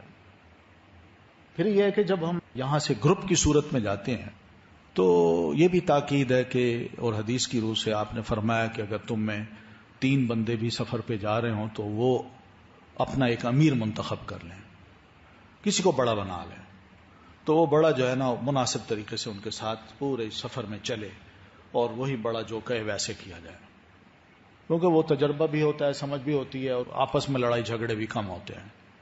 تو اولی الامر اس کو کہتے ہیں. تو اس کی بات بھی ہم نے ماننی ہے، کہیں سے اٹھانے یا ہٹانے پہ ہم نے جھگڑا نہیں کرنا. سیٹوں پہ اکثر و بیشتر یا جگہوں پہ یہ جھگڑے ہوتے ہیں، جہاز میں، ٹرین میں، بس میں، اور وہاں جگہوں پہ کافی جھگڑے ہوتے ہیں. تو یہ مناسب طریقہ نہیں ہے، کوئی بات نہیں. وسعوا وسع اللہ لکم، یعنی تم خود ذرا دوسرے کے لیے فراخی پیدا کرو، اللہ تمہارے لیے بھی فراخی پیدا کر دے گا. بلکہ ایسے لوگ اگر کمزور ہوں تو ان سے ہمیں تعاون بھی کرنا چاہیے. واقعی اگر ان کو کوئی جگہ نہیں مل رہی تو مثلا واش روم میں جانا ہے تو ایک بوڑھے بزرگ ہیں وہ کھڑے ہیں اور میں ان کے آگے کھڑا ہوں تو میں ذرا پہلے ان کو کہہ سکتا ہوں کہ آپ چلے جائیے. سیٹ پہ میں بیٹھا ہوں، وہ بزرگ کھڑے ہیں تو میں ان کو کہہ سکتا ہوں آپ یہاں بیٹھ جائیے. اس طرح خاتون ہیں وہ کھڑی ہیں تو میں ان کو کہہ سکتا ہوں کہ آپ بیٹھ جائیے. یہ وہ تعاون ہے جو کہ صدقے کے طور پر ہم نے کرنا ہے. پھر یہ کہ اپنے جسم اور لباس کی صفائی کا بھی خاص خیال رکھنا ہے، یہ احرام سے پہلے. اور اگر احرام پہن لیا اور اس کے بعد نہانے کو دل کر رہا ہے تو نہا لیجئے، کوئی مسئلہ نہیں. خوشبو نہ لگائیے اور کوئی صابن بھی ایسا نہ لگائیے جس میں خوشبو آتی ہو، تو اس کا استعمال جائز ہے. ایک اہم بات یہ ہے کہ ہمارے اکثر و بیشتر جب مسلمان یہاں سے جاتے ہیں تو پیسے تھوڑے ہوتے ہیں، کہتے ہیں میں وہاں پہنچ جاؤں ایک دفعہ، باقی گزارا میں کر لوں گا. رمضان میں تو یہ سارے مناظر نظر آتے ہیں کہ لوگ ایک دوسرے کو کھینچتے ہیں کہ آؤ بھائی میرے ساتھ افطاری کر لو، آؤ میرے ساتھ سحری کر لو. وہیں مسجد میں، حرم پاک میں سب بیٹھے ماشاءاللہ گروپ بیٹھے ہوتے ہیں، بلاتے ہیں، کھینچتے ہیں لوگوں کو، آؤ بیٹھو. لیکن حج کے دنوں میں یہ کام نہیں ہوتا کہ انسان یہ کہے کہ میں پھر بھی گزارا کر لوں گا. نہیں، اپنے ساتھ اتنی رقم لے جائے کہ اپنا صبح و شام کا جو کھانا پینا ہے وہ آرام سے کھا لے. یہ تاکید ہے. اور یہ توکل اسی چیز کا نام ہے. اس چیز کا نام نہیں ہے کہ میں یہاں سے کچھ نہ لے جاؤں اور پھر وہاں جب پہنچوں تو لوگوں سے مانگتا پھروں. یہ غلط طریقہ ہوگا. اس کے بارے میں فرمایا تزودوا، اپنے ساتھ سفر خرچ بھی لے لیا کرو. فإن خیر الزاد التقوی، ہاں سب سے بہترین چیز جو زاد سفر ہے وہ اللہ تعالیٰ کا خوف ہے. یہ حقیقت ہے. یعنی انسان جب احرام باندھ لیتا ہے نا، تو پھر جب شاعر کو بجا لاتا ہے تو اس میں خدا خوفی بھی دیکھی جاتی ہے، اللہ دیکھتا ہے. مثال کے طور پر ایک بڑی اہم بات ہے، وہ یہ ہے کہ چونکہ مرد اور عورتیں ہر جگہ ہوتی ہیں تو ایک دوسرے پہ نظر پڑتی ہے. اس سے بھی منع کیا، اپنی نظروں کو نیچے رکھو. مرد غیر عورتوں کو نہ دیکھیں اور عورتیں غیر مردوں کو نہ دیکھیں. یہ بڑا گناہ گارانہ کام ہوتے ہیں وہاں. انسان پرواہ نہیں کرتا. جیسے میں گھر میں پھر رہا ہوں، اپنے علاقے میں پھر رہا ہوں، کوشش یہی کیجئے کہ اپنی نظریں نیچی ہوں. کوئی نامحرم آگے آ گیا یا آ گئی ہے تو فوراً اپنی نظریں ہٹا لیجئے یا پھیر دیجئے یا نیچے کر لیجئے. یہ ایک بڑی اہم چیز ہے جو کہ خیر الزاد التقوی والی ہے. اور پھر فرمایا واتقون یا اولی الالباب، عقل مندو مجھ سے ڈرتے رہا کرو. یعنی انسان سمجھدار آدمی جو ہے نا، اس کو اللہ تعالیٰ فرماتے ہیں وہی جب سمجھے گا کہ واقعی حج کے جو تمام ریچولز ہیں ان کے مقصد کیا ہیں، نیکی حاصل کرنا. اور نیکی کس چیز سے حاصل ہوتی ہے؟ خدا خوفی سے. اور خدا خوفی کیا ہے؟ یہی کہ میں ہر موقع پر اللہ کا خوف، اس کا مظاہرہ کروں. پھر گھر سے نکلنے سے لے کر پورے سفر میں خلوص دل سے دعائیں کریں، کیونکہ انسان حج میں ہے، سفر میں ہے، تو مسافر کی دعائیں بھی قبول ہوتی ہیں. اور خاص طور پر جو حاجی مسافر ہو تو اس کی دعائیں تو لازماً قبول ہوں گی. پھر اس کے بعد ہر موقع پر بے پناہ صبر اور حوصلے کی ضرورت ہے. دوسرے کو اپنی ذات پر ترجیح ہے. ہو سکتا ہے جس کو میں سمجھ رہا ہوں یہ بدصورت ہے یا غریب سا ہے، ہمیں کیا پتا اس نے اللہ کے ساتھ کیا تعلق جوڑا ہوا ہے. یہاں اللہ یہ تو نہیں دیکھ رہا کون خوبصورت ہے، کون بدصورت ہے، کون امیر ہے، کون غریب ہے. اللہ تو یہاں دیکھ رہا ہے کہ بھئی یہ عبادت کون میری صحیح معنوں میں کر رہا ہے. کون ہے جو راتوں کو اٹھتا ہے اور آہیں بھر بھر کے راتوں کو جگاتا ہے اور اللہ کے آگے روتا ہے اور اپنی عبادت کو قبول کروانے کے پیچھے پڑا ہوا ہے. یہ سب ایسی چیزیں ہیں جو کہ وہاں انسان کے ذہن کو بڑا سبق دیتی ہیں. تو اس لیے صبر کی بھی ضرورت ہے، حوصلے کی بھی ضرورت ہے. پھر عمرے اور حج کی مقبولیت کی امید و خوف دل میں ضرور رکھیں. عمرہ کیا ہو تو یہ نہیں کہ بس یہ قبول ہو گیا، یقینی بات نہ کریں. امید ہو، امید ہے اللہ تعالیٰ قبول کر لے گا. اور جب عمرہ کر رہے ہو تو یہ خوف بھی ہو کہ خدا نہ خواستہ مجھ سے ایسی حرکت نہ ہو کہ اللہ تعالیٰ میرے اس عمرے کو ریجیکٹ کر دے گا. یہ دونوں چیزیں ہونی چاہیے. اسی کا نام ایمان ہے. آپ صلی اللہ علیہ وسلم فرمایا الایمان بین الخوف والرجاء. ایمان جو ہے نا وہ خوف اور امید کے درمیان کی کیفیت کا نام ہے. خوف یہ کہ اللہ نے کہا نماز پڑھو، میں نے نہ پڑھی تو اللہ نے مجھے سزا دینی، یہ خوف ہو. اور جب میں پڑھ لیے تو پڑھنے کے بعد مایوس نہ ہو، بلکہ یہ کہوں امید ہے کہ اللہ تعالیٰ میری نماز کو قبول کر لے.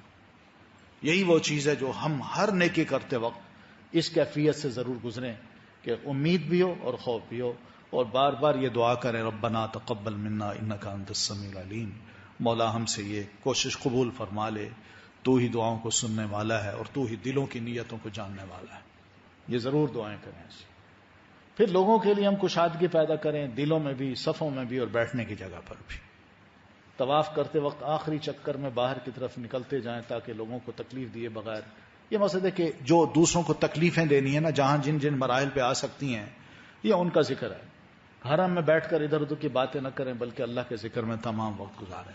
بلکہ یہ تو حرم میں نہیں، منا میں بھی، عرفات میں بھی. منا میں ہمیں 3 دن مل جاتے ہیں سب ریچولز ادا کرنے کے بعد بیٹھنے کے. اور بیٹھ کے جو دنیا بھر کے تبصرے ہوتے ہیں وہاں، یعنی ہم کیا کچھ کرتے ہیں وہاں، یہ مناسب طریقہ نہیں ہے. وہ موقع ہیں، بڑے چانس ہیں اللہ نے دیے ہیں. ہم وہاں بیٹھ کے نا خود اللہ کا ذکر کریں، کوئی دعائیں کریں، اچھی دعائیں کریں، دل سے کریں. اپنے غم، اپنے دکھ، اپنی پریشانیاں رب کے حضور پیش کریں. یہ موقع ہیں، یہ وقت دوبارہ نہیں آنا. یہ چیزیں بعد میں ہو سکتی ہیں لیکن وہاں یہ کام نہ کریں. تو اس لیے یہ چیزیں بڑی ضروری ہیں.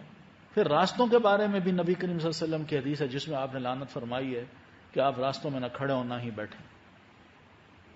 مطلب ایسا راستہ جہاں لوگ آتے جاتے ہوں اور کوئی وہاں پیشاب پخانہ کر دے، یہ غلط طریقہ ہے. آپ فرماتے ہیں لعنت ہے اس پہ. میں نہیں بلکہ جو بھی گزرے گا اس کو دیکھے گا کہے گا لعنت ہو اس پر. ہر بندہ اس پہ لعنت کرے گا. تو بہرحال ایسی چیزیں جو راستے میں خدا نہ خواستہ رکاوٹ کا سبب بنتی ہیں یا لوگوں کو تکلیف دہ ہو سکتی ہیں، وہ یا تو ہٹا دینی چاہیے یا پھر خود سبب نہ بنے اس کا. یہ دھیان کیجیے. پھر راستوں میں کھڑے نہ ہوں اور نہ ہی ہم بیٹھے. لوگ آ رہے ہیں جا رہے ہیں، میں راستے میں کھڑا ہوں. آپ صلی اللہ علیہ وسلم یہ فرماتے تھے کہ پہلی تو راستوں میں بیٹھو نہ، کھڑے بھی نہ ہو. صاحب عرض کرتے ہیں اللہ کے رسول کے بغیر ہمارا چارہ ہی نہیں ہے. اور ہمیں اگر ایسا کرنا ہے تو پھر دو کام کرو. ایک تو یہ ہے کہ راستے سے ذرا تھوڑا سا ہٹ کے بیٹھو، اور جو گزر رہا ہو، کو مرد یا عورت، خاص طور پہ عورتیں جب گزریں تو اپنی نظریں نیچی کر لیا کرو. یہ راستے کا حق ہے. حج کا لفظی معنی ہے مشکل سفر کا ارادہ کرنا. اگر انتظامیہ کی طرف سے مشکلات پیش آئیں تو ان سے ناراض نہ ہوں، بلکہ صبر کریں اور صبر مانگیں، کیونکہ بے صبری سے اجر ضائع ہونے کا اندیشہ ہوتا ہے. ہم وہاں ذرا تھوڑے سے غصے میں آ جاتے ہیں. مثلا میں نے دیکھا کہ یعنی الحمدللہ بڑا اچھا انتظام تھا. کیمپ میں تھے، حاجی کیمپ میں، تو غالباً یہ مینا کا ہے. تو حاجی کیمپ میں وہ کھانا دیتے تھے تو اناؤنسمنٹ ہوتی تو ہم کیو بنا کے کھڑے ہو جاتے تھے. تو وہ آگے وہ پلیٹیں دیتے جاتے تو لوگ لیتے جاتے.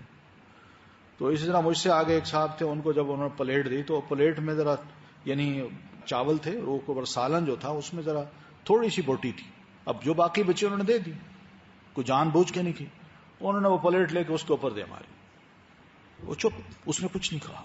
شاباش ہے اس کی، اس نے کچھ نہیں کہا. حقیقت ہے. لیکن یہ چیزیں جو ہے نا بے صبری کا مظاہرہ ہے. آدمی دیکھے بھی صحیح کہ بھئی کوئی بات نہیں، کوئی وجہ ہوگی، میں لیٹ ہو گیا ہوں، کھانا ختم ہو گیا ہے، بعد میں دے دیں گے یہ. لیکن اتنا اس قدر غصے کا اظہار یہ مناسب نہیں ہے. تو ایسی بے صبری جو ہے نا یہ بہرحال انسان کے اجر کو ضائع کر دیتی ہے. حج کے مناسک ادا کرنے میں مقرر جگہ پر نہ پہنچ پانے کی صورت میں بھی صبر کریں. مطلب یہ ہے کہ ہم اگر صبح ملا سے نکلے ہیں اور جانا تھا ہم نے عرفات، صبح کی نماز پڑھ کے جب سورج نکلا ہم چل پڑے، تو اب رش ہوتا ہے، اتنا رش ہوتا ہے کہ انسان چلتے چلتے چلتے کوئی عصر کے بعد پہنچتا، کوئی عصر کے وقت پہنچتے ہیں، کوئی مغرب سے بھی تھوڑی دیر کے لیے پہنچ جاتے ہیں، مغرب سے پہلے، اور کوئی گھنٹے کے اندر اندر پہنچ جاتے ہیں.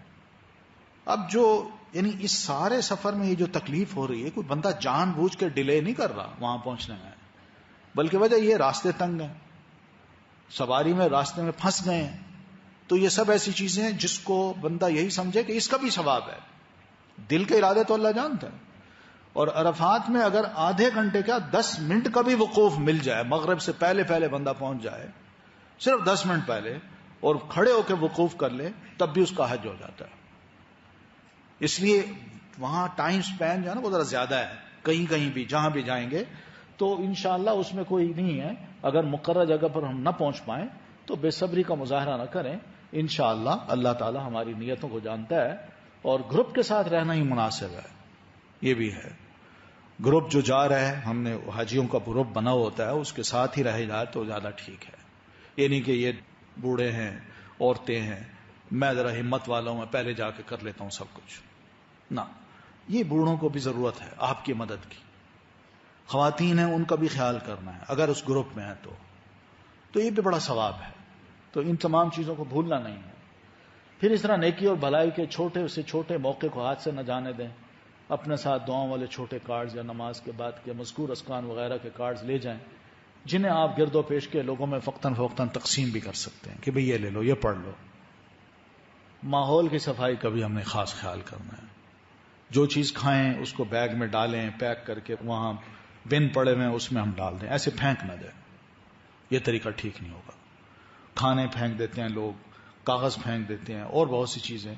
لیکن ہم بہرحال پڑھا لکھا سمجھدار ہونے کے ناطے سے اپنی سمجھداری کا یہ ثبوت دیں کہ ہم نے یہ چیز یوں نہیں پھینکنی. لوگ پھینک رہے ہیں پھینکیں، مگر ہم اس کو لفافے میں ڈال کے بن میں جا کے پھینک. تو کوڑا وغیرہ ہرگز ادھر ادھر مت پھینکیں. خصوصاً حرم کی حدود کا خاص خیال کریں. کھانا بہت زیادہ بیک نہیں کھانا، اس لیے کہ انسان سست ہو جاتا ہے. پھر بعض اوقات مرغن کھانے سے طبیعت بھی خراب ہو جاتی ہے. تو اس لیے کوشش کریں وہاں سادہ کھانا ہو. پانی خوب پئیں، جتنا بھی پی سکتے ہیں، لیکوڈ بہت پئیں. اور بعضوں کو میٹھا بڑا راس آتا ہے، بعضوں کو بالکل نہیں آتا، تو یہ اپنی اپنی مزاج کے مطابق. لیکن پانی جو ہے نا اس کا زیادہ سے زیادہ استعمال کیا جائے تاکہ جو پسینہ نکلے تو کم از کم اس کی وجہ سے جسم میں کمزوری نہ ہو. تو روانگی سے قبل کی تیاریاں ہیں کچھ. وہ یہ ہے کہ روحانی تیاری پہلے کرنی ہے ہم نے. آج کل اگر ارادہ کر لیا ہے کہ ہم نے حج کرنا ہے تو اپنے آپ کو روحانی طور پر اب تیار کریں. وہ اس طرح پہلا باب کہ گزشتہ گناہوں پہ ندامت کا اظہار کرنا ہے کہ بڑی غلطیاں ہوئی ہیں, اب اللہ سے معافیاں مانگنی ہیں جا کے بس. پھر اللہ تعالیٰ سے بخشش کروانے کا جذبہ ہو, میں نے اپنے گناہ معاف کروانے ہیں, اپنے آپ کو معاف کروانا ہے. پھر سفر پر جانے سے قبل اہل اور احباب سے بھی معافی کی درخواست. کوئی زیادتی کی ہو کسی کے ساتھ, بیوی کے ساتھ, بچوں کے ساتھ, والدین کے ساتھ, ہمسایوں کے ساتھ, رشتہ داروں کے ساتھ, دوستوں کے ساتھ, یہ سب ایسی چیزیں ہیں جو واقعی دل کی گہرائی سے ان کے پاس جا کے انسان گفتگو کرے اور بڑے اچھے انداز سے ان سے معافی مانگ لے کہ بھئی کوئی زیادتی کی ہو, میں نے کی تھی فلاں موقع پر, مجھے معاف کر دو. کیونکہ دنیا میں یہ ضروری ہے, نبی علیہ السلام کا ارشاد بھی ہے کہ دنیا میں ایک دوسرے کے ساتھ جو زیادتیاں ہم نے کی ہیں وہ ہم ایک دوسرے سے معافیاں مانگ لیں, کیونکہ کل کو اللہ تعالیٰ نے اگر معاف کرنا ہے تو اس نے اپنی جو اس کے حق میں ہم نے جو زیادتیاں کی ہوں گی نا وہ معاف کرے گا. لیکن بندوں کے حق میں جو معافی ہے وہ اللہ بندے کو بندے کے سپرد کر دے گا کہ بھئی میں نے تو اس کے گناہ معاف کرنے تھے کر دیے, لیکن اس نے جو زیادتی دنیا میں تمہارے ساتھ کی تھی وہ اب تم اس کو معاف کرو تو میں معاف کروں گا ورنہ میں نہیں کروں گا. تو اس لیے بڑی اہم چیز ہے جس کو ہم نے ملحوظ رکھنا ہے کہ اہل اور احباب سے جتنے بھی کوئی خدا نخواستہ کوئی زیادتی ہو گئی ہے وہ بھی ہم اس کا ازالہ بھی کریں اور ایک دوسرے سے معافی مانگ لیں. قرض اگر ہے تو وہ بھی میں ادا کر سکتا ہوں اور میرے پاس استطاعت بھی ہے, میں جا کے واپس بھی آ سکتا ہوں, بیوی بچوں کا خرچہ بھی میرے پاس ہے, اور پھر قرض بھی ہے تو میں قرض بھی ضرور ادا کر دوں. یہ بہت ضروری ہے. کیوں؟ کوئی پتہ نہیں زندگی کا, انسان سفر کے لیے نکلتا ہے کوئی پتہ نہیں واپس زندہ آتا بھی ہے کہ نہیں. تو اس لیے بہتر یہ ہے کہ یہ چیزیں ایک بہت بڑا بوجھ ہوتی ہیں بندے کے اوپر, بہت بڑا بوجھ ہوتی ہیں, رکاوٹ بن جاتی ہیں یہ چیزیں بندے کی معافی کے لیے. تو اس لیے قرض بھی ادا کر دیا جائے, اہل و عیال کے لیے پھر نصیحت بھی کی جائے. میں جا رہا ہوں بھائی, حقیقت ہے یہ کرنی چاہیے. یہ بچوں کو بیوی کو بٹھا کے کہنا چاہیے کہ بیٹا, بڑے بچوں کو خاص طور پر سمجھدار جو بچے ہیں ان کو بٹھا کے کہنا چاہیے بیٹا میں جا رہا ہوں پیچھے یہ چیزیں ہیں, یہ یوں کرنا ہے, یہ یوں کرنا ہے, خدا نہ خواستہ میرے ساتھ کچھ ہو جائے تو پیچھے کم از کم تم سنبھال لینا. اور پھر یہ بھی ہے کہ کوئی وصیت کرنی ہو وہ بھی کر جائے کہ دیکھیں میں جا رہا ہوں, خدا نہ خواستہ کچھ ہو جائے تو یہ کام یوں کر لینا. یہ ضروری ہونا. آج کل ہمارے ہاں بہت کمی ہے اس چیز کی. اب ویسٹ میں دیکھیں تو وہاں مسلمان بےچارے نہ نصیحت کرتے ہیں نہ وصیت کرتے ہیں, سب چیزیں. میں نے جو اپنا بینک بیلنس کھولا ہے وہ صرف مجھے پتا ہے, میری بیوی کو پتا نہیں, میرے بچوں کو پتا نہیں. اور جب خدا نہ خواستہ میری موت ہو جاتی ہے تو بیوی بچے خالی ہاتھ رہتے ہیں, اور جو میں چھوڑ گیا ہوں وہ بینک مالک اس کا ہوتا ہے.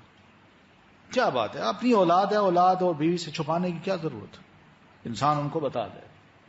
یہ ہے تیاری, جو سفر میں خرچ ہونے والی رقم رزق حلال سے ہو, یہ کوشش کیجیے حلال پیسہ ہو, کیونکہ احرام لینا ہے ہم نے اور حج کرنے ہیں. حدیث میں تو اتنا آپ صلی اللہ علیہ وسلم فرماتے ہیں کہ ایک بندے نے اگر 10 روپے کا کپڑا خریدا ہے اور 9 حلال کے اور 1 اس میں حرام کا ہے تو جب تک وہ کپڑا اس کے وجود پر ہے اس کی کوئی عبادت اللہ قبول نہیں کرتا.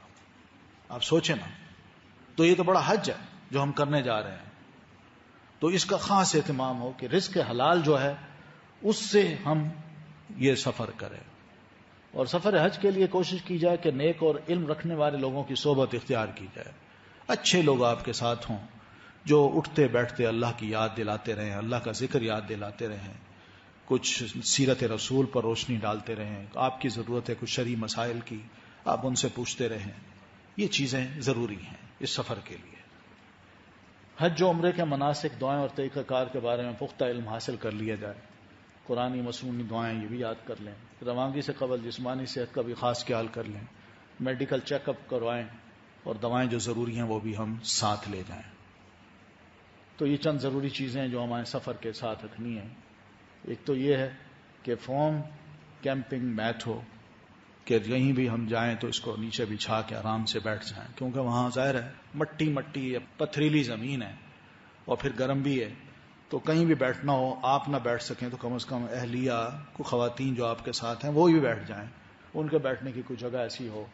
پھر یہ ہے کہ یہ بلینکٹ بھی ساتھ ہوں، یہ سلیپنگ بیگ بھی اس کو بنایا جا سکتا ہے. پھر اسی طرح یہ جو ہے سفری تکیہ، جہاز میں خاص طور پر بیٹھتے بیٹھتے جب نیند آتی ہے یا ویسے ہی سفر میں کہیں بھی انسان لیٹنا چاہے تو یہ ذرا مفید چیز ہوتی ہے. تو یہ ماسک وغیرہ بھی اگر ہو سکے تو یہ پن جو ہے نا یہ بھی احرام کے لیے. بعض لوگوں کو پریکٹس نہیں ہوتی لنگی باندھنے کی یا اوپر کپڑا باندھنے کی، تو بار بار وہ ٹھیک کرتے رہتے ہیں، بلکہ کہتے ہیں یہ کھل نہ جائے، ڈر جاتے ہیں. تو وہ اگر یہ پن باندھ لیں تو کوئی حرج نہیں ہے. اور پھر دوسری یہ کہ یہ آئی کورز بھی اگر ہوں تو یہ بھی، یعنی وہیں بندہ جب تھوڑی دیر کے لیے لیٹتا ہے تو ذرا آنکھوں پہ ذرا مٹی جو ہے وہ ذرا کم پڑتی ہے.